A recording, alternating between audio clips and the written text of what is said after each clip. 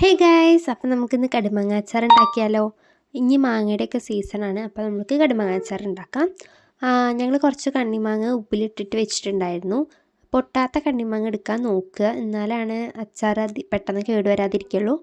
അതിലേക്ക് അത്യാവശ്യത്തിന് മുളക് പൊടി ചേർത്ത് കൊടുക്കുക.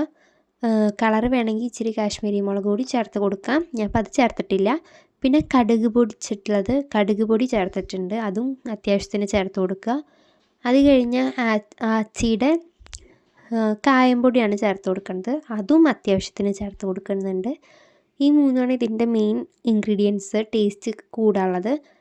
എന്നിട്ട് നമ്മൾ ഈ മൂന്നും നന്നായിട്ട് മിക്സ് ചെയ്യുക, എല്ലാ മാങ്ങയിലേക്കൊക്കെ നല്ല മിക്സ് ചെയ്ത് കൊടുക്കുക. അതിന് ശേഷം ഇതയം നല്ലെണ്ണയാണ് എടുത്തേക്കുന്നത്, അത് ഒരു 2 ബോട്ടിൽ ചേർത്ത് കൊടുക്കുന്നുണ്ട്, 2 ബോട്ടിൽ ഫുൾ ചേർത്ത് കൊടുക്കുന്നുണ്ട്. അപ്പോൾ കണ്ണിമാങ്ങ എത്ര ഉണ്ടോ അതിനനുസരിച്ച് ആവശ്യത്തിന് ചേർത്ത് കൊടുക്കുക. എന്നിട്ട് നമ്മൾ ഇത് ഒരു ദിവസം ഇങ്ങനെ വെക്കണം, അടച്ചു വെക്കണം. ഈ എല്ലാ സാധനവും നന്നായി മിക്സ് ചെയ്തിട്ട് ഒരു ദിവസം ഇങ്ങനെ അടച്ചു വയ്ക്കുക. എന്നിട്ട് പിറ്റേ ദിവസമാണ് ബാക്കി ചേർക്കുക. പിറ്റേ ദിവസം ഇളം ചൂടുവെള്ളം, അതായത് ആറിയ ചൂടുവെള്ളം നമ്മളിതിലേക്ക് ചേർത്ത് കൊടുക്കുക. അപ്പോൾ അത് ഇതുപോലെ നല്ല അടിപൊളി കണ്ണിമാങ്ങ അച്ചാർ കിട്ടും. ഇത് പഴകുന്തോറും നല്ല ടേസ്റ്റ് ഉണ്ടാകും. അപ്പോൾ എല്ലാവർക്കും ഇഷ്ടപ്പെട്ടാൽ ലൈക്ക് ചെയ്യുക, ഷെയർ ചെയ്യുക, സബ്സ്ക്രൈബ് ചെയ്യുക.